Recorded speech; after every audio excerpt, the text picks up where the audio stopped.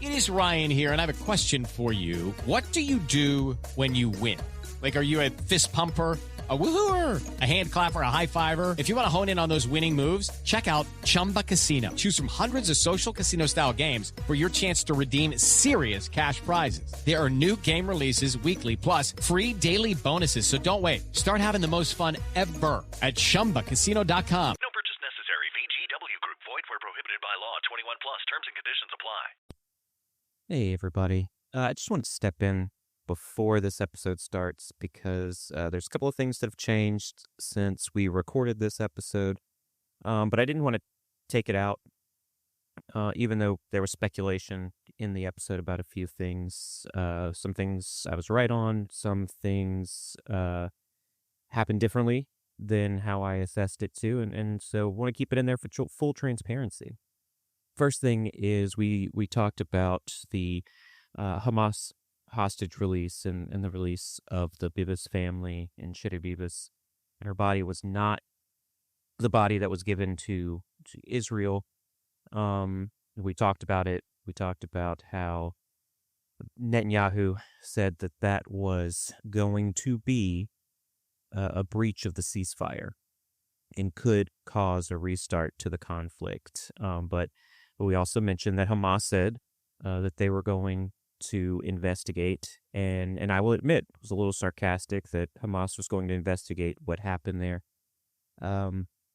So before we recorded, well, after we recorded this, news is now coming out that Hamas did return the body of Shiri Bibas to Israel. I'm still piecing together why they didn't do it in the first place. We also did not get into the brutality of what happened to cause the death of Shiri and her children. And I'm not going to get into that now, just because it could be triggering to people. And so put that aside, but it appears that she was killed in the same way that her children were. So that is, there's no good news in all of this, but, you know, that means that she's returned, her remains are returned to her family, to Israel. And what we could see here now is better discussions during the second phase of the ceasefire. So it's a fragile ceasefire, but at least at this point it remains intact. And now we could possibly see a little bit more trust between Hamas and Israel. And that's a good thing moving forward. Now, the second thing is the CIA drone missions in Mexico. Now, I mentioned that I didn't think there was a possibility that Mexico did not know that the CIA was running a drone mission in their territory. And I said that because of knowledge that I have, that I've worked in foreign countries with the MQ-9 Reaper, and I've actually had to do country clearance for these missions. So I know that in order to fly there, you're going to have to reach out to the government and get clearance in order to fly. Now, in Iraq and Afghanistan, the United States controlled the airspace in those countries, so we didn't really have to do that. But in places like Poland or the African continent, you have to get government clearance to do that. And so that's what I said, that from my background, I did not think no one knew. I think someone knew. And so before we even started recording, the news started to come out that the president of Mexico admitted that they knew that these missions were happening. And not just that they knew, but they had requested, Mexico had requested these MQ-9 Reapers in order to help identify cartel locations. So that turned out to be a reality that Mexico did know, that they approved it. Not only approved it, but they asked for it. And so another aspect of that is I went on NTD News earlier this week and I talked about it, and a lot of people were upset that we were talking about it because the initial CNN headlines said covert drone missions. These were not covert. The people knew. The governments knew. I would argue the cartels even knew this was happening, just because of how intertwined they are into the Mexican government. A lot of people are asking, why are you talking about covert missions publicly? At the point I was talking about it, it was already known, and even the Trump administration and now Mexico authorities had put that out. So I just want to put that out there. I do not release classified information, and I will continue to do that because I cannot. So those are a couple things I wanted to get to before. I did wrestle with, should I just take that out and add something new in there? So I'll just keep it in so you can hear the process of how the assessments work, in that these assessments are not a 100% factual prediction. That doesn't mean they're going to happen. And that's why, as an intelligence analyst, we always go with probabilities. We always use a probability scale. And even the most unlikely scenario can happen. That's why we have sort of a competing hypotheses. And we'll use competing hypotheses in order to formulate an assessment. That means while there is a most likely scenario, a probable scenario, sometimes the unlikely scenario does happen. And it is fortunate in this case that Hamas did find the body of Shiribibas. And it's also fortunate that the president of Mexico did know about these MQ-9 Reaper missions over Mexican airspace. So all good news coming at the beginning of the day here and at the beginning of this podcast. And I'll also say we appreciate you, the listener, so much, and all the interaction that we get, whether it's positive or negative. We both appreciate. If this is the first time you were listening because someone shared this podcast with you, or you found it, whether through Google or one of the podcast chasers, welcome to the show. And I hope you enjoy it. I hope you will hit either subscribe if you're on YouTube or follow on Spotify and Apple Podcasts. Please leave a review. That really does help us. We're an independent podcast. We do not have the backing of major media, and I think that's a good thing, because we're allowed to say what we're seeing and how we truly see things in the world, without someone over our head saying, you have to say it this way and you can't say this or that. We're going to be completely transparent with everybody and say what's actually happening. And if we have an opinion, which you're going to hear a lot of in this episode, we are going to say this is our opinion. This is not a fact. This is an assessment. And with more information comes new and better assessments. Now, if you're a longtime listener, we love you. And if you want to keep commenting on YouTube or Spotify, you can comment on Spotify. Rate and review on Apple Podcast. We completely enjoy that. All of those I try to engage with to let you know we see it and we listen. And if you have any suggestions for how to improve the podcast, we've taken those suggestions. Case in point, we had a suggestion that the ads that had been put in place, because they are put indiscriminately, or were put indiscriminately at some point, they were cutting off some of the stuff that we were saying. And so we decided to have less ads and to put them in, to have the advertisement agencies allow us to put it in at the proper time that we choose. So that's just one case in point on how we do that. So if you have a suggestion, we take those, and we don't take those lightly. We discuss it.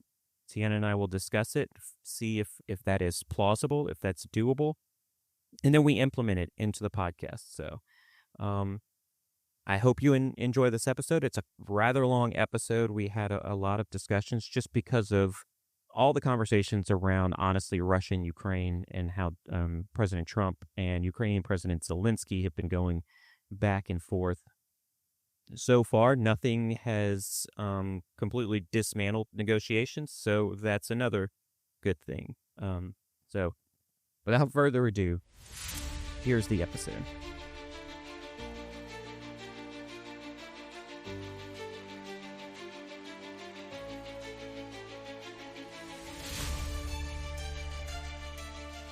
Hello, and welcome to This Week Explained, the podcast that cuts through the noise to help you understand the complexities of our ever-changing world.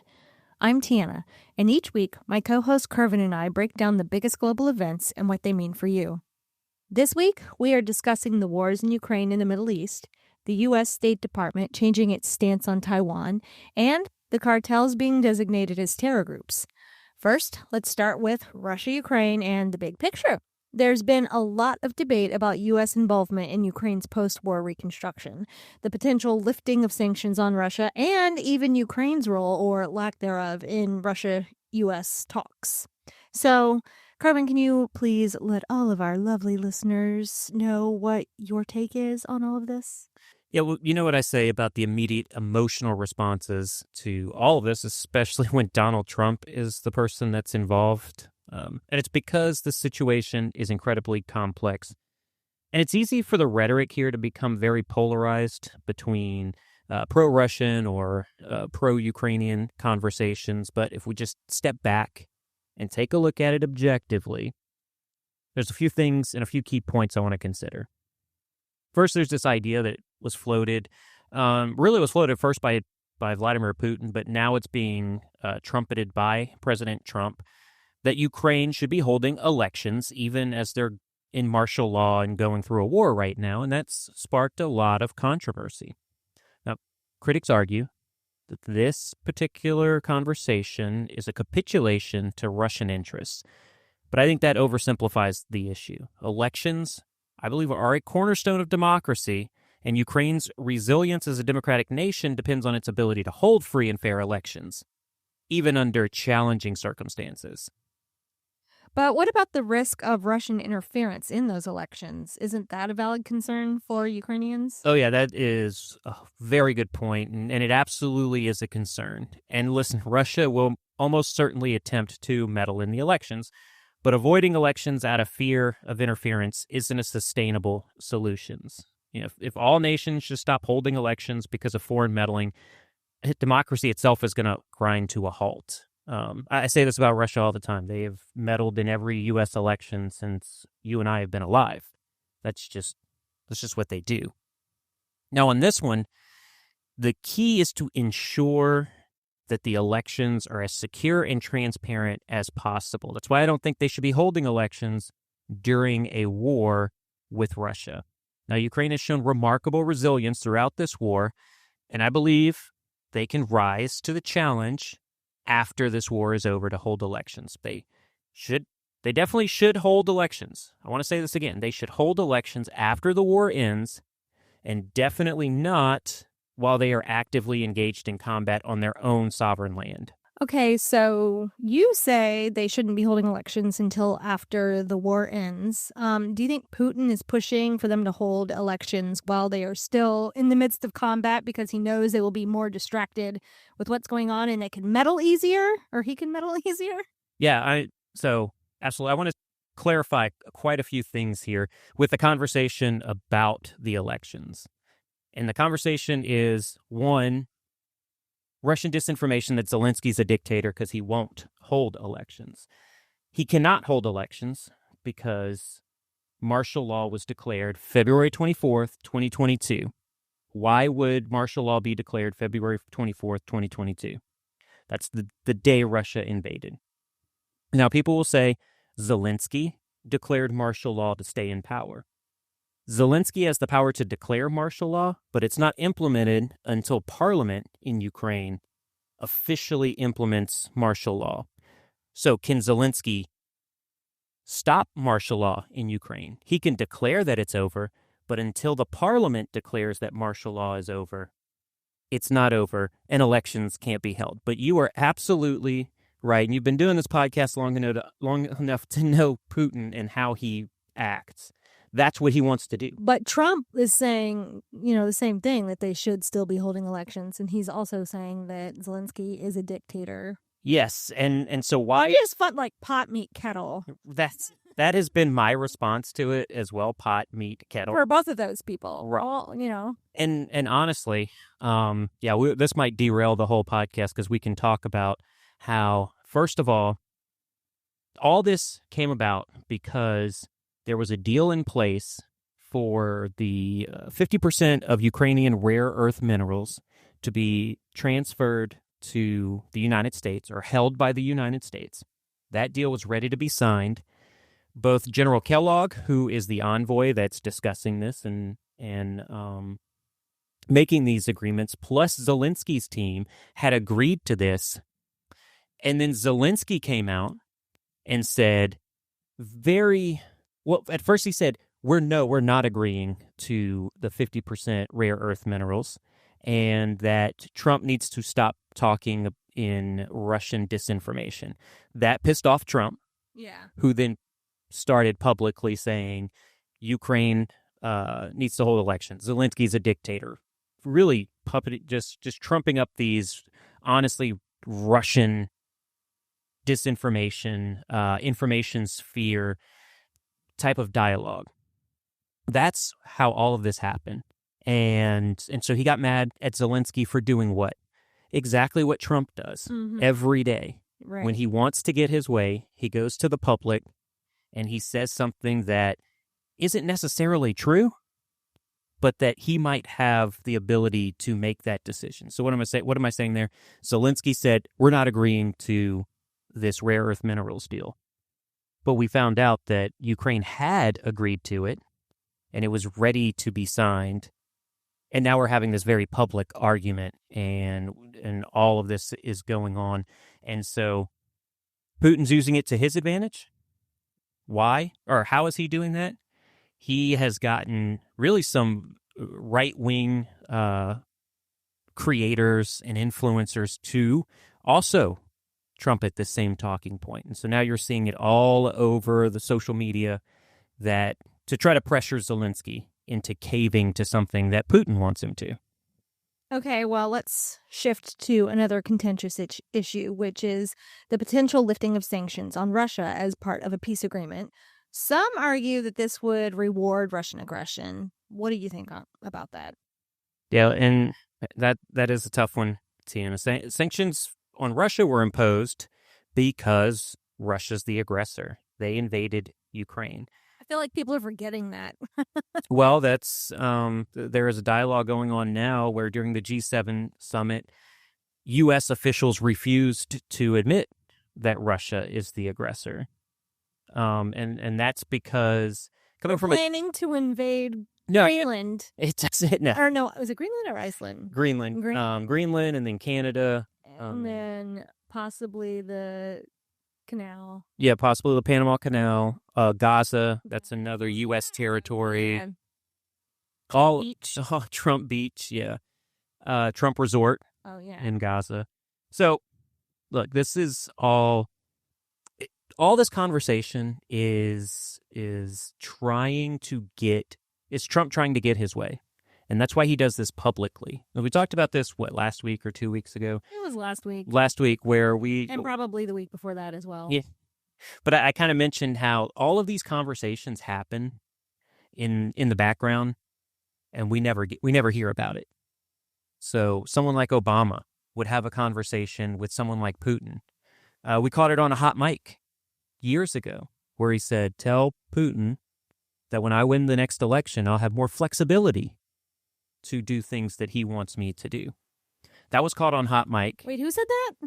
Obama. Oh, okay. Yeah, that was during the Mitt Romney, Barack Obama presidential elections. Mm-hmm. So he told then President Dmitry Medvedev to tell Putin, who had just won the election for Russia, to just wait. Don't be too aggressive right now, because once Obama is reelected in 2012, he's going to have a little bit more flexibility on missile defense and what he can provide to Russia. People kind of forgot about that, huh? Yes. So in all this conversation about how much Trump is a Russian asset, and how the right wing of the Republican Party, who is saying some stupid things right now. I'm not trying to say that some of the statements publicly are not stupid, but there are also things that are said in private between two diplomats. And now we're getting to see it in the open and obviously see why it's said in private and not public. Yeah. Now people hear it and then they freak out about it. But do you think any of these statements are actually damaging Trump's reputation, or do you think it's kind of bolstering it?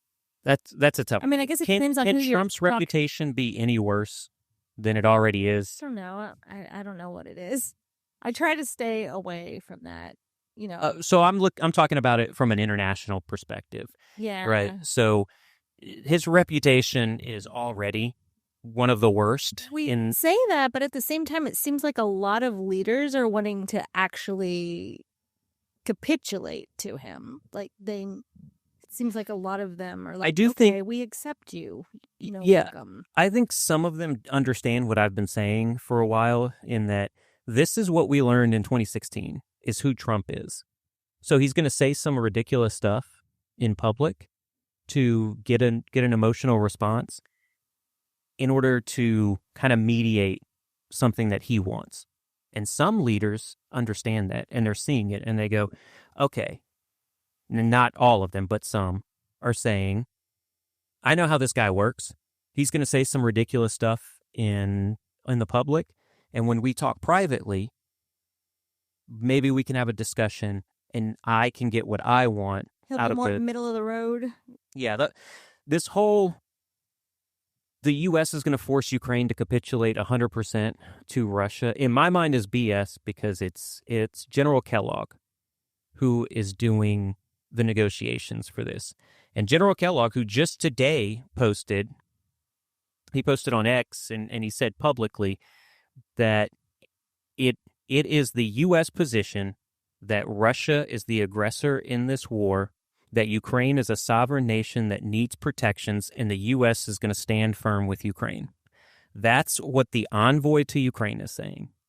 So when Trump says all of this stuff, my advice to everyone, as always, is to not have an emotional response to it and listen to what the people around him are saying publicly.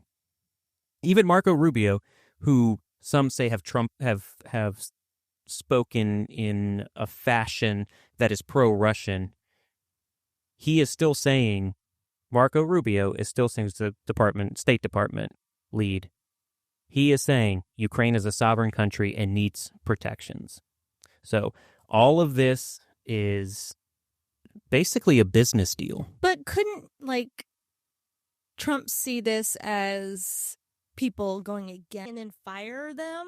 Oh, absolutely. I'm waiting for it. So what do you think? If you remember, his presidency was marred by him just tons of fire. Whenever he didn't like what they said or didn't like what they stood for, didn't think they were allies. I think the difference here is someone like Mattis, who was the Secretary of Defense, the first Secretary of Defense in the first Trump administration, who publicly came out and basically called Trump a moron before he got fired. Right. That's not what's happening here. His envoy isn't saying Trump is wrong when he says this. They're not even mentioning Trump when they're talking about it. As long as you don't tie him directly to it, to what you're saying. It goes back to the Zelensky conversation. And Zelensky said, still take credit for it. Right. Okay. At the end of the day, if you give Trump the ability, now I'm not saying any of this is right or wrong, but if you give Trump the ability to claim a win, that's what he's going to want. Right. Okay. So back to Deep kind of had to clarify a lot more things, though, more on those tangents. But we were talking about sanctions. Right. And the lifting, Ukraine's worry that lifting sanctions on Russia is a capitulation to Putin. But the sanctions were put in place because of the aggressive actions and the war that's going on in Ukraine.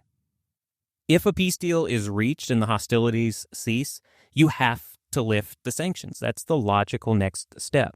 Right. I agree with that. Right. And there is talks about, as part of a peace deal, utilizing some of the funds that were some of the Russian assets that were frozen, like $500 billion worth of Russian assets, use that to send to Ukraine to help them rebuild as reparations for the war.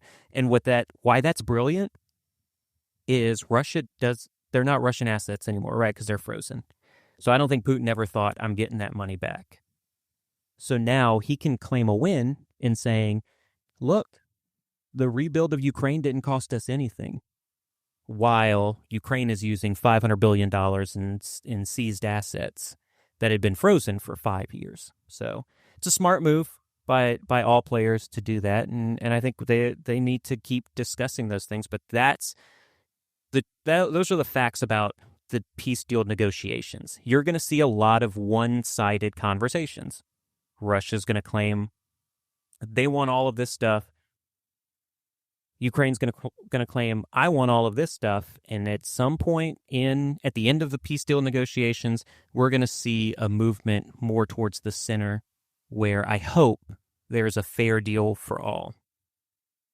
Another brilliant suggestion, I think, is after the peace deal sign, sanctions are done in Russia. I think NATO should offer Article 5 protections for Ukraine without NATO membership. And what that does is it protects Ukraine from another invasion that we know Putin wants to do. And so it's just a logical discussion to have in this peace negotiation. Okay, so what about a punishment for Ukraine since they were the aggressor? You mean Russia? Yeah, sorry. Yeah. Yeah, Russia. So I think, in my opinion, so there's an opinion here, the seized $500 billion in seized assets going to Ukraine for reparations and to rebuild Ukraine, I think that is a punishment to Russia that both countries can say, hey, we got a fair deal out of this. Putin doesn't have to go, oh man, we lost and we had to suffer the consequences of that. He can say, look, we did this and we got exactly what we wanted in the special. So he gets to shake off any accountability for what happened at all? At this point in the conflict, that's where we're at. Now, if Ukraine is making vast gains and Ukraine's got the leverage, then absolutely you can hold Putin more accountable. But the choice here is continue fighting, continue having soldiers die on the battlefield. They're going to lose U.S. funding because we know Trump has said he's not going to send any more equipment. Right, that's why Biden rushed out as many packages as he could. So we are at the point where I believe Putin has more leverage in these talks. It seems like it. Trump's on his side, calling Zelensky a dictator and saying they need to hold elections, but and now that so I believe I just saw that Zelensky came out and said that yes, the U.S. and Ukraine have now officially agreed to that rare earths mineral. That came out today. We're recording on Friday, a day late, just because things were so busy this week. But it just came out. Zelensky said, we have agreed. It's a great plan, and we've agreed to that plan. And now Trump is out in public saying, I like Zelensky. I think he's a good guy. Oh, and his envoy is, like I said, with General Kellogg, saying things like Ukraine's a sovereign nation and needs protections, and the U.S. is going to stand up. So he also stopped being so hot under the collar and reactive, right? Because he was reacting to what Zelensky said about how they didn't agree to the deal and everything. And so now that he's he's allowed to have an emotional reaction or say whatever he wants. Hot kettle. Yeah. Yeah. Yeah. Okay. Well, so speaking of peace deals, there's been criticism about Ukraine being excluded from the recent U.S.-Russia discussions. Do you think that undermines Ukraine's sovereignty? Listen, all of these are valid concerns. Everything you're asking about is valid, but I think it's overstated. Ukraine is not obligated to accept any deal brokered by anybody. Zelensky and his government, They retain the ultimate authority to approve or reject any agreement. And that's why we go back to what you said. Is Putin wanting to force elections so he can meddle in the elections? Yeah, so he can put the president that he wants in place and agree to whatever deal Russia sends to them. That's what we're doing here. Now, the optics of Ukraine's exclusion, that's problematic. But the reality is that no deal whatsoever can be implemented without Ukraine's consent. So the key here is ensuring that Ukraine's interests are adequately represented. Which is why they should have had a seat at the table. Right. They have a seat at the table. That's why Zelensky's meeting with European leaders to discuss what peace looks like for Ukraine. Like an alternative deal outside of the one brokered by the U.S. and Russia? So these are how these deals work. One side puts everything on the table that they want. The other side puts everything on the table that they want. Then the two come together and discuss a compromise on things. Hey, you said you want all the eastern portion of Ukraine that you invaded and took over and illegally annexed. These are all facts, and I have proof of those facts. I just heard Tucker Carlson say something. That's why I'm laughing right now. He said he knows that Ukraine has done something. It's a fact. Ukraine did this. Ukraine took the money from the U.S. and sent it to the cartels. This is a fact. This is a fact. I can't prove it, but I believe it. That's what he said. He needs to go back to school and learn what a fact is versus what an opinion is. That's why I laughed when I was like, and I can prove it. But because of that. Wow. Okay. So then, they'll say, I want all of this. Russia will say, I want all of this. Ukraine says, we want all of this. They'll come to the table and go, well, we won't give you that, but we'll give you this. I think people's main problem with it is the fact that the U.S. has been the main country to, prop up Ukraine's defense. And then Russia is obviously the aggressor. So they're like the two. Yep. The two big dogs. Yep. Outside of Ukraine. And I guess that's why, they think Ukraine should be part of that main discussion as opposed to having to go to the other European leaders and come up with their own side of the deal that way. I get that. You were talking about the optics, and I guess it is mainly about optics, but yeah, they are going to both sides are going to be at the table. Maybe not in the same room because, listen, if I was president and somebody invaded my country, I don't know if I'm going to be in the room with that person that invaded my country. Valid point. That's actually a good point. But they're going to have those conversations. And the UK already said they have a Ukrainian peace deal that they are ready to give to the Russia-U.S. envoy to start those discussions. Now, once again, General Kellogg has said, Trump said 1 day, right? I want to do this day one. Yeah. And then we said 100 days, or not we, but then he said... The administration said it's going to be 100 days. General Kellogg said it could be much longer than that. Oh, let's keep pushing that goalpost farther down the field. Right, but it's because the two sides are so far from each other. And look, the public statements are not helping this. So keep those conversations behind closed doors. Mm-hmm. Transparency sometimes isn't a good thing whenever emotions are high and social media is what it is. Yeah. So they're going to come together. The two sides will come together. What does that peace deal look like? We don't know yet. So, okay, let's talk about the fighting on the ground. There's been a lot of activity recently, including Russia's strikes on Odessa and Ukraine's success in taking out a North Korean artillery piece. What is the significance of these new developments? Well, the strikes on Odessa are part of Russia's broader strategy to target Ukraine's energy infrastructure, especially right now in the winter months when the ground's frozen and people are cold. So by leaving 160,000 residents without heating, without power, Russia's trying to weaken civilian morale and then disrupt Ukraine's ability to sustain itself. Now, on the other hand, Ukraine has the ability to shoot down. First of all, they shot down 106 of the 167 drones that were launched by Russia in an overnight attack. And it just shows that Ukraine's air defenses are still effective. They still are.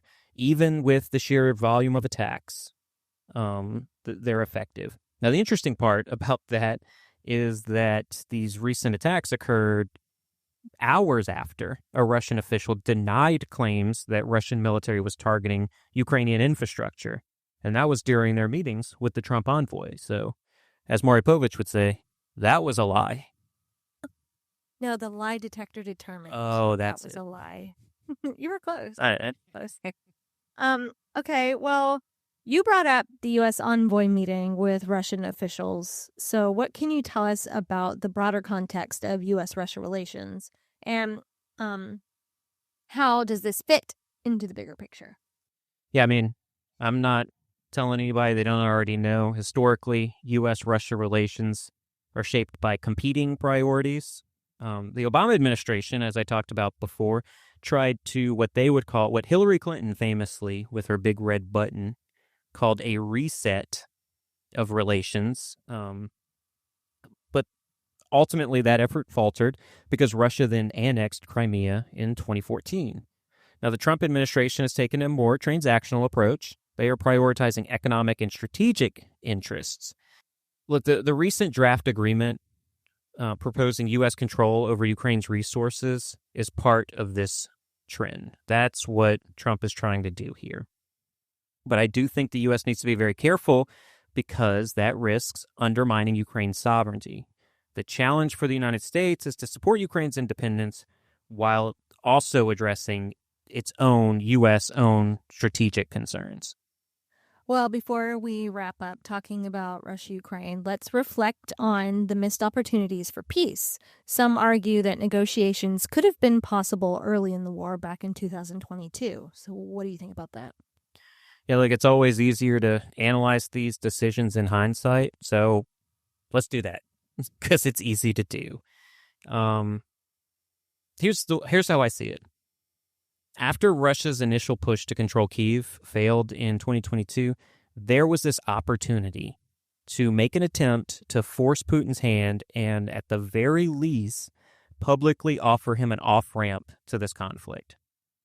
Do I know what that off-ramp would look like? No. And it's likely that nothing would have even appeased him in that situation. A deal was very much unlikely to be agreed upon because Moscow's intentions and the lack of trust in Putin's regime was there. But back to optics. The optics today might look a lot better if the U.S. strategy with Ukraine had included an effort to open dialogue with Russia rather than focusing on pushing them out completely, isolating Russia the way that they did. So earlier negotiations might not have ended the war, but they could have shaped the narrative that we're seeing today in a way that better serves future strategies. Future strategies for who? For Ukraine. Okay. Well, thank you. Now I want to focus on the latest developments in Gaza, where Hamas has announced plans to release more hostages and return the bodies of others. This comes after a month into a fragile ceasefire. Let's start with the conversation with the key details of what's happening. So Hamas stated that they were going to hand over the bodies of 4 hostages. This was going to include what was believed to be Shiri Bibas and her 2 young children, Kafir and Ariel. Now, the children, who were just 9 months and 4 years old when they were taken during Hamas' attack on October 7th, 2023, were handed over. However, in a shocking turn of events, Israel identified the remains handed over as belonging to an unknown individual and not Shiri. That's the mother of the 2 children. This has raised serious concerns that the ceasefire could have been breached. Obviously, this revelation about Shiri Bibas's remains is deeply troubling. So what do you think this means for the ceasefire agreement? I mean, I did see an article right before we started recording that stated that Israel came out and said, yes, Hamas has indeed violated the ceasefire agreement. Obviously, I don't know what that means yet, but what do you think? I mean, we can speculate what that means with Israel's actions since October 7th of 2023, right? Yeah, but I don't want to get ahead of myself like I right. tend to do. Right, and Hamas is still saying, and we talked about this last week, they didn't release all the hostages like Trump asked them or told them to last Saturday, but they did say that they were going to release 6 hostages this coming Saturday. So it's 3 more than they're supposed to do. They were supposed to release 100 hostages last Saturday. So Israel's supposed to release okay. 150 Palestinian prisoners, and they did that. Okay. Hamas was supposed to continue the ceasefire, continue to release 3 hostages each Saturday. So they did that last Saturday. They agreed to release the Bibas family. Who was the 4th one? I don't remember. I can't say the name right now. It was another Israeli, but it was not a part of the family. Well, I know. I know the father was released. I want to say it was the Israeli American that was released. I think I remember. I just don't have the name up right now. I know it was a male. Yeah. Pretty sure it was a male. So then Hamas said that they will release 6 hostages this Saturday. After Israel called them out on not. Okay, so Hamas said that it wasn't their mistake that they gave the wrong body. They said that Shiri and the children were killed in an IDF strike, and her body was so mangled and destroyed that they had to piece it back together to give back to Israel. Do they not know how DNA works? They know, right? This is a stalling tactic. Yeah. Right. And so Hamas, even after Israel said that, and Hamas came back with their recollection of what happened, Hamas still said, we're going to release the 6 hostages on Saturday. So as of right now, the ceasefire is still in effect. Yeah. But they had not agreed to the second phase of the ceasefire, which comes up this coming week. So after this release, there's a second phase of the ceasefire that needs to be agreed to. And that's where the contention is right now. Okay. All right. Well, can you go into a little bit more detail about Hamas's explanation? Like, how credible do you think it is? Well, I mean, to me, the explanation raises more questions than it actually than it answers, honestly. So if she was killed in an airstrike, it's unclear to me how her 2 children, who Hamas agrees were with her at the time, could have survived unscathed if her whole body was in such a mangled state. So the fact about her children's bodies? No, her body was in such a mangled state, but her children were still alive at that point. No, they were not alive, and this is. I'm saying like their bodies were intact, but hers weren't. That's what I'm saying. Yes, sorry. Jeez. And I'm trying to be very careful because this conversation is very depressing and very triggering for a lot of people. So we're going to talk about it for a little bit more. You can press 15 seconds forward on your podcast listening or wherever you're listening to this. Yeah, it's graphic. It's going to be very graphic. Yeah, it will. So the children will return fully intact, just like you asked. And that's what, to me, undermines the narrative here.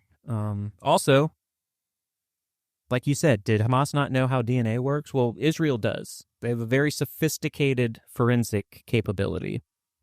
And the identification of the remains as belonging to an unknown individual suggests that Hamas is not providing the full truth here. So this discrepancy is what's fueling suspicion that Hamas is either withholding information or, as the way I see it, they're attempting to manipulate the situation for its own purposes. So what does this mean for the continued hostage negotiations? Look, this throws a major wrench into the negotiations. So Israel obviously is now demanding answers. How did it happen? Why don't the remains match Hamas claims? But let's be honest here. Hamas most likely knew they didn't have Shiri Bibas. This wasn't a mistake. I think it was a calculated move, or it was likely a calculated move. And they likely hoped to deceive Israel, banking on the possibility that maybe the remains wouldn't be thoroughly checked. Maybe it was such a sad and depressing thing for the Israelis. Israel is nothing if not thorough, though. That's correct. You look at what they've done to Gaza. It's sad, but it was thorough. But look, more than that, I think this is it's a stalling tactic by Hamas. I think you said this to me first, before I even brought this up when we were having a conversation about it. And you said, do you think Hamas is stalling? And I was like, yep, that's exactly how I see this. And so they're trying to use this as a way to buy time and prepare for the inevitable restart of conflict in Gaza. Because I think Hamas did not have all the hostages or didn't know where all the hostages were that they agreed to. It's not surprising. For a while, they haven't had the amount of hostages that Israel wanted them to return, or they didn't have enough alive ones. Right. But at that point, they said, we know where they are. We just don't have the live ones that you're looking for. Right. And so all of this is a stalling tactic for Hamas to, reconstitute their forces and get back into what they were doing. They knew once Israel figured it out, conflict was going to begin again. They're going to be big mad. But yeah, they're going to be big mad, and they are. We don't know yet what they're going to do. Right. But we do know that they're very upset, and rightfully so. Now, the reality here is we talked last week about mistrust and how there's just this deep-seated mistrust in both sides. But they released all 100 prisoners, like Palestinian prisoners. Yeah, and so the Hamas PR team is working on that. Al Jazeera just put a report out, and BBC, who for some reason is a Hamas mouthpiece as well, okay. They put out that the children that were held by Israel were tortured, they were malnourished, and... Well, were they? I haven't seen any video evidence of it. Yeah. So you can't say... I can't say yes or no. At this point. Now, right. Were they in bad condition? It's likely. It's likely the children were in bad condition. They shouldn't have been. They should have been taken care of, right. Regardless of what they did. They didn't do anything. They were just Palestinian. Well, so here's how this happened. I don't care. So, I don't care if they... No, listen. I don't care if they were related to people in Hamas. So this is how they get arrested. You think, why did a child get arrested? Right. So in the way the media reports a child is anyone who is 0 to 18 years old. Right. So the way we see it, the way the Middle East works, a military-aged male is anyone that's 16 or above. So, oh my gosh, that would be heartbreaking for me. Yeah, I know. It's just that's the way the world works. Not the whole world, but in this situation, that's how it works. And so there is this 2-year gap in what the military decides is a military adult or a military-aged male and what the media considers it. So you could have a 16-year-old. So there's just one side of it. You could have a 16-year-old that was actively engaged in a war. Because they had no choice. Because they had no choice, yes. And they were put in prison. And you also have the fact that, and none of this I'm saying is right or wrong. I'm just saying this is the reality. I'm the emotional person of it, so I'm just going to keep piping up. So the other aspect of it is IDF forces, Palestinians would say illegally occupying the land, right? Have rocks thrown at them or violent action. Right, yeah. Gosh, but a rock. So let's bring it back to the United States. Mm-hmm. If a 12-year-old throws a rock at a police officer, mm-hmm. What is that police officer going to do? They will detain the child, talk to them. Detain. And if they're more aggressive, they will arrest the child and put them in jail. Now, but they won't be tried as an adult. Correct. Yeah. So it's an apples to oranges kind of comparison. I get that.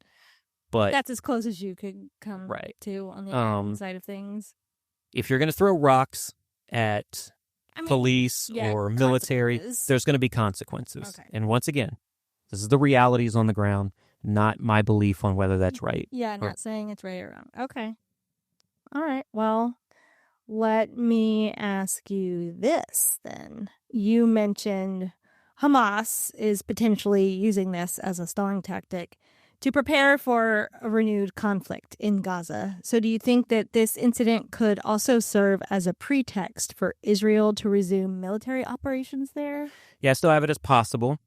So we're not at probable or likely yet. But if Israel does conclude that Hamas did violate the ceasefire, which you said you saw. I did. That they are admitting, that Israel is admitting or publicly stating that Hamas violated the ceasefire. Did they act in bad faith? That's what Israel needs to figure out. They decide, did Hamas act in bad faith? That would then be used as justification to resume military operations. And Prime Minister Netanyahu's already made it clear that Israel's ultimate goal is to dismantle Hamas' presence in Gaza. So the situation could provide the political and public support in Israel that Netanyahu needs to take more aggressive action.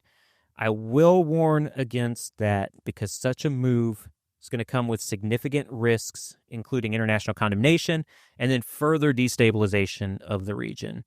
I just sent you the article. Yeah, I just got it. Look at this. So if you guys don't know, we're in the same room together these days with dual mics. We got a whole setup now. See now. Well, but we're not doing video because if you saw it, I've got my hair towel in, and I'm not even talking about that. Just the whole setup. Hey, we're working our way up. Yeah, you know, we started at the bottom, and now we're right here. Yes, we just need your support. No. So here's the ad. No, I'm just kidding. Yep. So Netanyahu says that the release of wrong body is a ceasefire violation, but Hamas did say in the same line. Sorry, It's okay. When Hamas says things, it just makes me giggle sometimes. Hamas pledges to investigate. Though we know that's going to be a fair and balanced investigation into what happened. I mean, you could say that about either side, honestly. Right, and now my opinion's coming out and how I feel about things, but yeah, that's not the analysis I do. That's just me talking out of my you-know-what sometimes, and that happens. Okay, so let's get back on track. I just wanted to send you the article so that you know that I wasn't just pulling that out of my you-know-what. Okay, so what do you think this means for the families of other hostages that are still being held by Hamas? So for the families, it's devastating. For them, it raises fears that Hamas is not providing accurate information about the status of their own loved ones, and the uncertainties surrounding Shirabiba's case could lead to increased anxiety and mistrust among the families of all the other hostages. So, with that said, this also puts additional pressure on the Israeli government to secure the release of all remaining hostages while ensuring that Hamas is held accountable for any of the misinformation or breaches of the agreement. So now that I've sent you this article with the news about them declaring that they did break the ceasefire, what do you think we should be watching for in the coming days?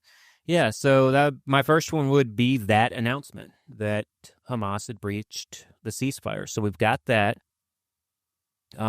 Second, is this incident actually going to impact the ongoing hostage negotiations? And those ongoing hostage negotiations are the potential for that second phase of the ceasefire agreement. Third, look for any shifts in rhetoric or actions from Hamas. They said they're going to investigate. What does that investigation look like? Be on the lookout for what they say. What I think is going to happen is they're going to blame Israel, right? That's what they've already done that. Yeah. Now they're saying they're going to investigate after they blame Israel. What? The body is in the hands of Israel. They're going, They're going to find another body and be like, "This is." I wish I had an answer for that, Tiana. But that is also a stalling tactic to. Okay, let's not look at it from a sinister point of view, like I'm doing. I don't know how to not feel. So let's say everything, for lack of a better term, is kosher or halal. So we're so sorry. Yeah, we're sorry about that. Let's say everything. Let's say it was a mistake. Okay. Hamas. An honest mistake.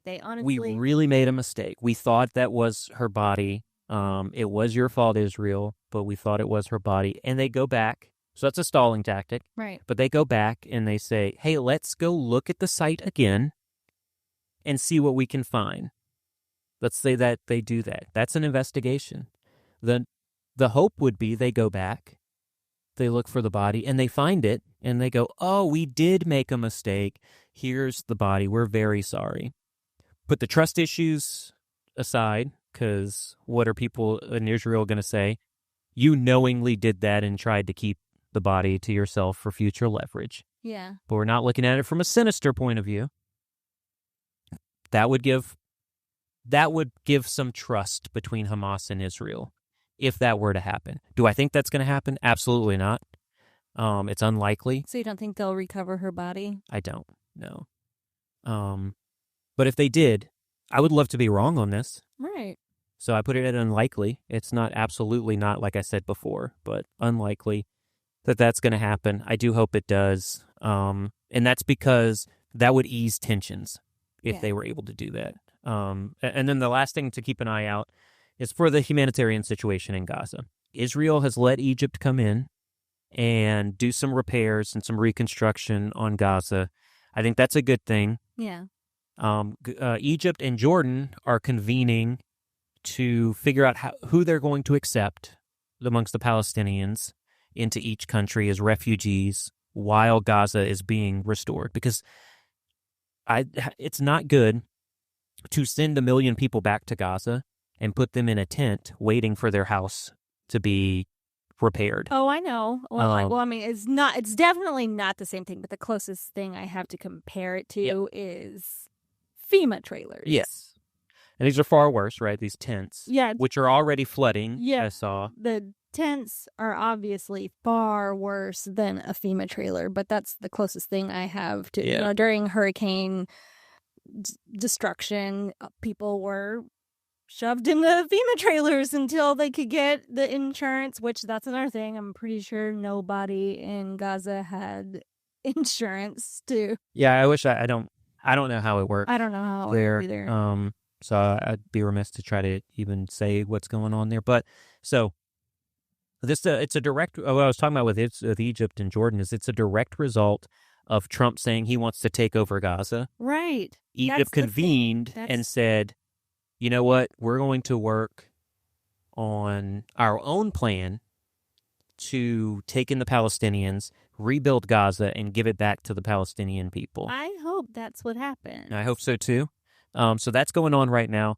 I'll have more updates when I can. Some of it is I can't put out there on what's going on, but the stuff that is coming out into the public, I wanted to bring it up because it was a direct result of Trump's words. And so when Trump, as I say, when Trump they finally decided to let, because I know they didn't want to let refugees in. You're talking about the U.S. doesn't want to? No, I'm talking about Egypt. Yes. So that was the main sticking point with Donald Trump, was that Jordan and Egypt were not going to take in the Palestinian refugees. They were going to just be massed back into Gaza and shoved in tents and for deplorable conditions, obviously. And Israel says in those conditions, Hamas thrives. So Hamas, they said, would integrate into those communities, in those tent cities in Gaza, and that's right on the border of Egypt. And then they would attack again. So it kind of scared them straight. Yes.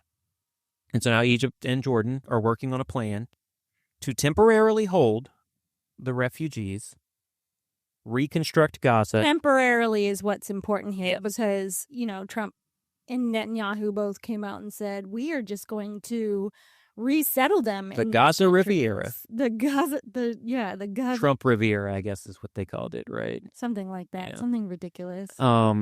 Like I said, I didn't like that plan. No, I thought the plan... That's not a plan. Well, so the plan for the U.S. to take over Gaza and rebuild it and make it a U.S. vacation spot. Yeah. I didn't think that was right. I thought... It's not right. Right. But a lot of people took those words as exactly what Trump wanted to do. And it goes back to what I say, when he says these things, that's not really what he wants. He wants something else. And in order to get that, he's going to say something extreme. Oh, so he was saying that in order to get Egypt and Jordan to come to the table and be more, I don't know, helpful. No, just do what Trump really wanted them to do, you know. So he does want to resettle. Does he want to or not? I can't tell you that. But the plan is to resettle people. And not let them come back, though. And he said... No. The plan is to resettle people back, the Palestinians back into Gaza. I don't know whether he wants to do that or not, but that is what he wanted to agree to, if that makes any sense. But I saw an article in which Trump said they're not going to want to come back because their accommodations are going to be so great where they are. They're not going to want to come back to Gaza, which why wouldn't they? Yeah, so his exact words were, I wouldn't want to go back there. I find a new place and it's great. Why would I want to go back to Gaza? It's a hellhole. It's destroyed. It's like, let's go to the hurricane thing with Katrina. Mm-hmm. Some of those same conversations happen. In Ida, people are still. Yep. So not to bog it down a bit more, but this is because I remember this exactly. Mm-hmm. The conversation around New Orleans after Katrina was, why is New Orleans a city? Why are we going to rebuild New Orleans? Don't the people who left just want to stay where they're at? Yes. The exact same conversation. That's true. By people who now hate Trump, but they said the exact same things about New Orleans. And we could have that conversation that New Orleans is a beautiful city. It's a port city. It has a ton of great resources and great people. It should be a city. Same thing with Gaza. I think the Palestinian people should return to Gaza. I think Hamas should be removed as the authority of Gaza, and that the Palestinian people or the people of Gaza should vote for their government in a fair election. Now, those are all pipe dreams maybe, and not part of the realities on the ground, but that is what I believe should happen. It's a fact. I can't prove it. But but I believe it. That's the way I feel. Yes. Who was it that said that? Tucker Carlson. Okay. I remembered his name the second I finished asking the question. Okay, well, obviously, we will need to keep a close eye on how things develop in the coming days, honestly. Yeah. We'll be back next week. Yeah. Up next, we're turning our attention to U.S. China relations. But before we dive in, we're taking a quick break for a message from our sponsors. So stay with us. We'll be right back. How to have fun anytime, anywhere. Step 1. Go to ChumbaCasino.com. ChumbaCasino.com. Got it. Step 2. Collect your welcome bonus. Come to Papa welcome bonus. Step 3. Play hundreds of casino-style games for free. That's a lot of games. All for free? Step 4. Unleash your excitement. Woohoo! Chumba Casino has been delivering thrills for over a decade. So claim your free welcome bonus now and live the Chumba life. Visit ChumbaCasino.com. No purchase necessary. VGW Group. Void where prohibited by law. 21 plus. Terms and conditions apply. Welcome back, listeners. As we hinted earlier, we are discussing a story that's been making waves in U.S. China relations. The U.S. State Department recently updated its fact sheet on Taiwan, and one key change has sparked outrage in Beijing. What? Or was it the omission? Yeah, The omission of a key phrase. So, Kervin, can you walk us through what happened and why they are big? Well, yeah, China's big mad right now. Xi Jinping is big mad, and that's because the U.S. State Department made a subtle but significant change to its fact sheet on Taiwan. If you don't know what the fact sheet is, if you go onto the State Department website for the United States, they have a fact sheet on every country that explains what the country is, its government, things like that. And previously, the document explicitly stated that the United States does not support Taiwan independence. That phrase, however, was removed in the latest update to the website. The State Department now the State Department has described this omission of the phrase, or the removal of the phrase, as a routine revision.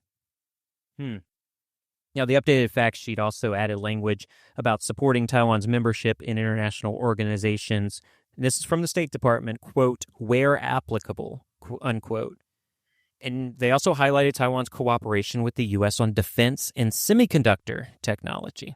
Well, that sounds like a small change on paper, but clearly it's had a huge impact.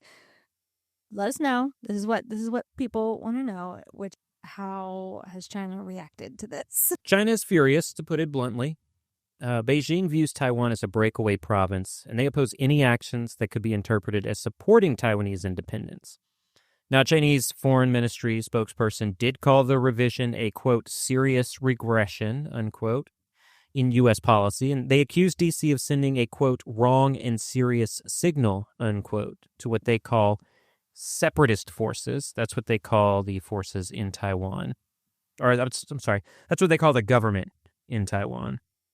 Now, China also urged the U.S. to, and I'm using a lot of quotes here because this particular phrase is very telling about how China feels. And they said, quote, correct its mistakes, unquote, talking to the United States. So they see this as a mistake. The State Department says it's just a typical revision. China wants the U.S. to adhere to the one China principle. So, for our listeners who might not be familiar, can you explain what the one China principle is and how it factors into U.S. Taiwanese? The one China principle is the cornerstone of Beijing's stance on Taiwan. It asserts that there is only one China and that Taiwan is an inseparable part of it. Now, the United States, like most nations, do not formally recognize Taiwan as an independent country. Washington acknowledges Beijing's claim to Taiwan while maintaining unofficial relations with the island of Taiwan. Now, this nuanced approach is commonly referred to as the one China policy, or, quote, one China policy, unquote. It represents a delicate balancing act. The U.S. refrains from taking a definitive position on Taiwan's sovereignty while simultaneously supporting the island's self-defense capabilities and democratic governance. Now, I want to try to provide a relatable, though maybe imperfect, analogy for at least our American audience. So consider Puerto Rico. As a U.S. territory, Puerto Rico benefits from its association with the United States, but it's actually not one of the 50 United States. Now, imagine if the U.S. attempted to impose statehood on Puerto Rico by military force. That action would undoubtedly raise significant international concerns. So, by removing the statement about not supporting Taiwan independence, is the U.S. signaling a shift in its policy? Well, not necessarily. The State Department has been clear that this update doesn't reflect a change in policy. So, one of the spokespersons for the State Department reiterated that the U.S. remains committed to the one China policy, and they oppose any unilateral changes to that status quo. And they say that's whether those changes are by Taiwan or, in this case, by China. They also emphasize the importance of cross-strait dialogue and resolving differences peacefully. So, while the wording has changed, the underlying policy appears to remain the same for now. But, clearly Beijing doesn't see it that way. So why do you think this change has provoked such a strong reaction? Look, it's all about perception. Optics. Optics again. Yeah, we'll call this episode Optics. That's the title. That's it. So what are we talking about there? Even small changes in language can carry significant symbolic weight in diplomacy. So by removing the explicit statement about not supporting Taiwan independence, Beijing likely sees this as a softening of the U.S. stance, or at least a move that could embolden pro-independence forces in Taiwan. Now, let's not forget, China has long accused the U.S. of using Taiwan as a tool to contain China's rise. This update actually feeds into that narrative. Well, speaking of Taiwan, how has its government responded to the updated fact sheet? Yeah, the exact opposite. They've welcomed the changes. Foreign Minister Lin Chialong expressed gratitude for what he called the, quote, positive Taiwan-friendly wordings, unquote. Now, Taiwan has always rejected Beijing's sovereignty claims. It asserted that only the island's people can decide their future. So while most Taiwanese favor maintaining the status quo, neither declaring formal independence nor uniting with China, this update is seen as a sign of continued U.S. support. All right, well, let's zoom out for a moment. How does this fit into the broader context of U.S.-China relations? It's just the latest flashpoint in an already tense relationship. The U.S. and China are locked in a strategic competition on multiple fronts. That's trade, technology, military influence, a ton of other things. Taiwan is one of the most sensitive issues in this dynamic. For Beijing, that's a red line. For Washington, though, for the U.S., for D.C., it's a key piece in the Indo-Pacific strategy. Moves like this fact sheet update, even if it is routine, if we believe the State Department, they can escalate tensions and complicate efforts to manage the broader relationship. And what about the timing? Does that have any significance? It is a little interesting to me. The update came roughly 3 weeks after President Donald Trump was sworn in for his second term.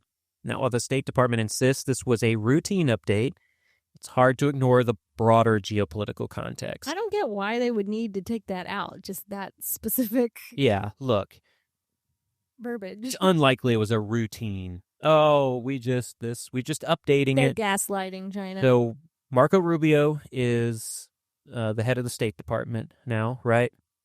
Secretary of State, Marco Rubio, I guess I should say.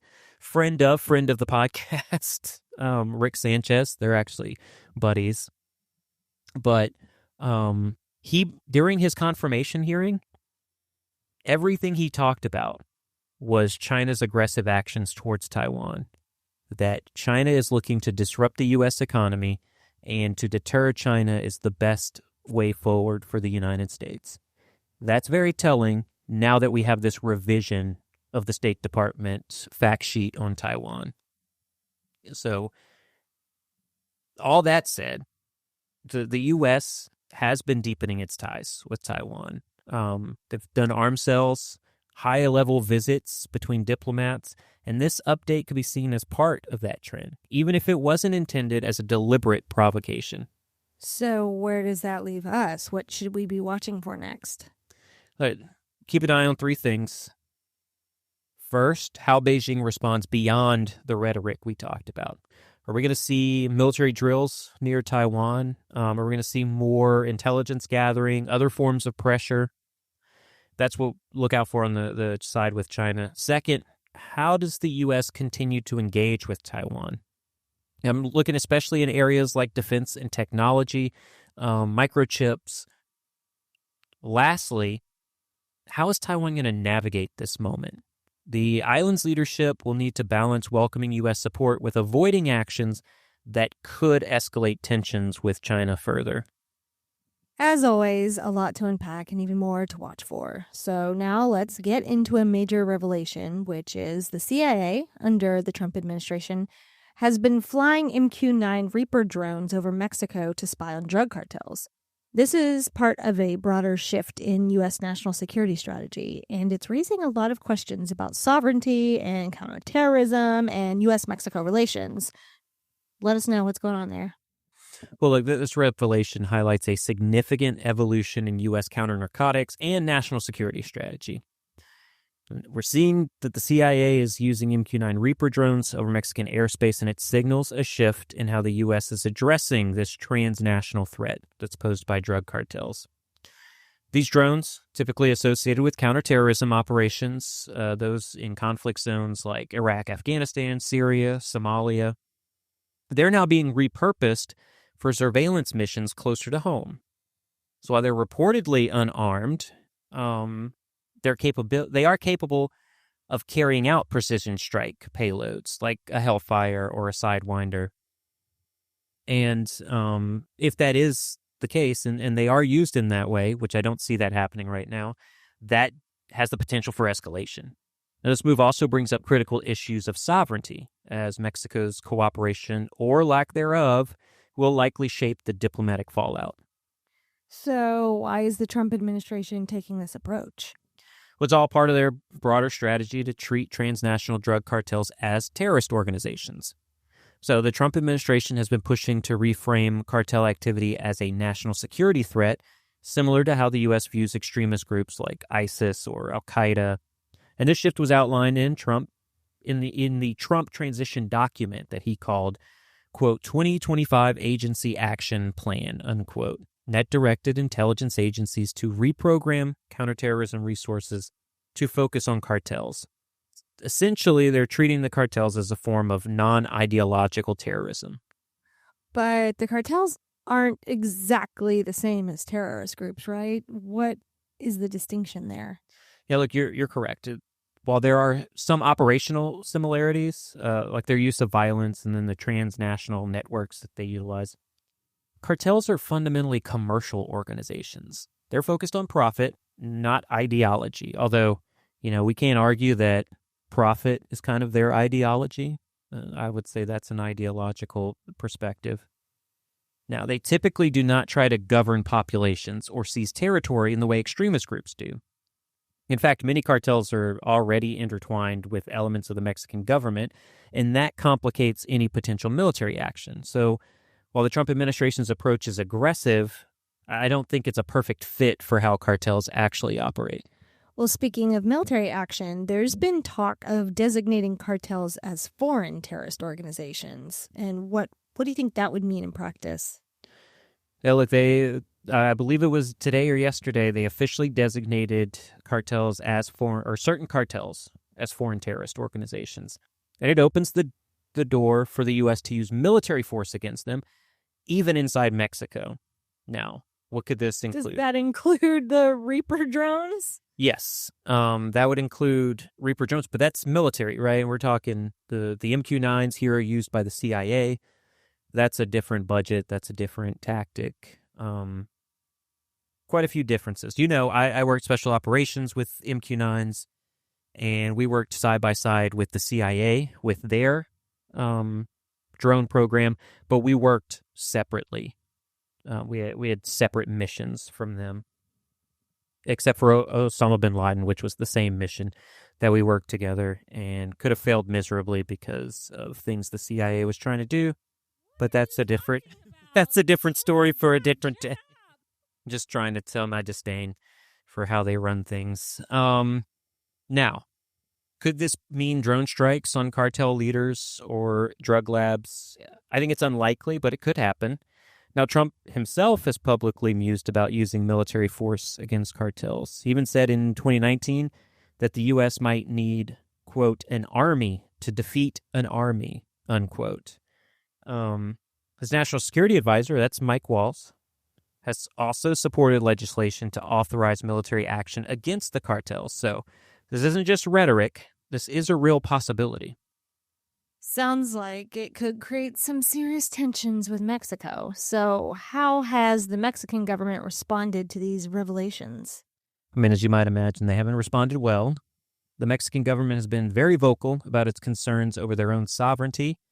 Officials have emphasized that U.S. spy plane flights near the border or that they're happening in international airspace or over U.S. territory. That's what Mexico has said. Now, the CIA's drone missions are a different story here. They're happening inside Mexican airspace. So while Mexico's defense minister did admit he wasn't aware of these flights, I really don't buy that one. I don't buy that no one in the government knew about this. I think someone knew. So Mexico is saying the U.S. didn't coordinate these missions? That's what they're saying. But do you disagree with that? Yeah, but on the surface, it might seem like the U.S., like the CIA is running some rogue operation.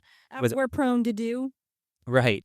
Without authority, without oversight. CIA. Yeah. No, I'm just saying I'm as an American. I like you saying you're CIA. Oh, you let it slip. Oh, no. I don't know what protocol. Tiana's my handler. She let it slip. Look, I can say from prior knowledge and prior experience, I should say, that missions like these involve a lot of moving parts, even for an agency as secretive as the CIA. For one, you typically need country clearance to operate in another nation's airspace. I think everybody understands that. And this is especially true with something as visible and high-tech as an MQ-9 Reaper. These drones aren't exactly covert. They're large. I was about to ask if they were large. Yes, they're large. They're larger than the MQ-1. They are less covert than the RQ-9, the Global Hawk that the CIA typically uses. I don't know what any of this means. So this is for people who do know what this means. These are for the techies. The techies. So the CIA will typically use Global Hawks because they are more covert. So When this first came out and I saw it was the MQ-9, the Reaper that was being used, that was very interesting to me. Because, first of all, that means, in my opinion, the CIA doesn't see this mission as important as some of the missions in the Middle East or around Russia or China, where those aircraft are being utilized. This is open source, public knowledge. Or they think Mexico's not going to do anything about it. Or they think Mexico, or that was the agreement that they got with Mexico. But they're implying that they had no idea that these flights were happening. Right. So, in order to, kind of calm their people, I guess, because they don't want them to know that they're working with America. Right. So now you can appease the Mexican people and say, we didn't know about this, get mad at Trump and the United States for doing this, and then go back to the CIA and go, yeah, keep doing it. We don't like the cartels either. And then in 50 years, when all this stuff is declassified, we'll find out they were in cahoots with each other. Yes. And then the conspiracy theorists will say, I was right again. Yeah. I knew it. I'm not saying again that this is what is going on. No. We're just, once again, speculating. Piecing it's together just interesting because it's the MQ-9. Because it's easily detectable by radar, right? Yeah. It's fairly large. It's not really that. I wouldn't say it's loud. Some people might call it loud. They're called drones because that's what it sounds like. A drone. You're droning on. Yeah. Like I'm doing right now. But you know they're in the airspace. They're not as big as a commercial airliner, but they are about the same size as, say, like a Cessna. That's something that you would notice in the airspace. Yeah. They're that ginormous. Oh, yeah. And they're unmanned. Now, there are some other aircraft that I've worked with that are unmanned that are far larger, and but they go up at higher altitudes, and they can fly for over 24 hours. I believe the longest was 28 hours. We flew that mission years ago. But, yeah, they can be detected. So, with all that said, why do I think Mexico knew about it? If one of the drones were shot down because Mexico didn't know about it, that's going to spark an international incident. And that's not a risk U.S. or Mexico is going to take lightly. So while Mexico may claim there was no coordination, the operational realities suggest there's more to this story than meets the eye. So just to be clear, disclaimer, we don't know if that's actually what's happening. Speculation, yes. We are speculating. Okay, so what about at this point, given what is out in the news, on the news networks and everything, what about the Mexican public? How are they reacting to this? Look, they're concerned, Tiana. The idea of drones flying over Mexican territory, U.S. drones, with or without communication with Mexican officials, is a very sensitive issue for the public. And while Mexico's president has called for more information sharing between the U.S. and Mexico, the lack of transparency so far isn't helping the situation. All right, well, what does this shift in U.S. strategy mean for the fight against cartels? I think it's a double-edged sword. On one hand, treating cartels as terrorist organizations could bring more resources and attention to the fight against them. But on the other hand, it risks escalating tensions with Mexico and could even destabilize the region further, that region being Mexico. Now, cartels are deeply embedded in Mexican society and politics, so I don't think a military approach is going to address the root cause of these problems. And then there's also the risk of collateral damage. That's both in terms of civilian casualties and in the U.S.-Mexico relationship. Well, doesn't it kind of set a dangerous precedent for, the designation of an FTO? By definition, FTO is a group that has an ideology behind it. And now any subsequent administration can designate any group as an FTO if they think it's a threat to national security. I'm putting quotes up here. Yeah, quote, national security. Because national security is the easiest thing to get your way if they pose a threat. And that's what they're doing with cartels now. They pose a national security threat, is what the Trump administration says. And so they're an FTO. And you're absolutely right. We're part of the problems as to why so many drugs have come into the country, which the CIA had something to do with as well. Yeah, that's a different podcast and a different story. That's not even, it's like proven. No, I know. I'm saying it's a different podcast. I guess you are implying that it was a conspiracy. No. Yeah. That's a podcast just talking about the CIA and the things that they've messed up since their inception. Now listen. Okay. The CIA has done great things. Right. In order to protect Americans and do certain things. But They've also messed just, up. they're human like anyone else. Mm-hmm. And they failed miserably on regime changes that we talk about a lot. On the drug war. They started it. Because they put... Okay. Everything you said is absolutely right. Well, thank you for breaking it down for us. And also, people, a lot of this is opinion. This was a very opinionated episode. I will say that. But we're not like going to Tucker Carlson Yeah. and say it's a fact, because that's the way I feel. we're also not going to have Tucker Carlson on the podcast because of the things that we've said about him. Whatever. Whatever. I'm sure he... That's not saying I won't. I wouldn't. I'd talk to anybody. Yeah. But people... I don't think he's clamoring to join On us this here one? at No. This Week Explained. Not at all. So, obviously, we will be keeping an eye on the developments in this story. Is there anything else that you want to discuss? Absolutely not. That is a fact. And I have proof. Because you feel that way. That's how I feel. That's my proof. I believe it. I believe it, and so it's true. Well, thank you so much for listening to this tiny little independent geopolitical podcast. We hope you found it both informative and engaging. If you have any feedback or suggestions for future episodes, please let us know. And if you want in-depth coverage of these stories and more, follow us on Instagram at Oakland Analytics. Tiana, thank you so much. And until next week, stay safe out there.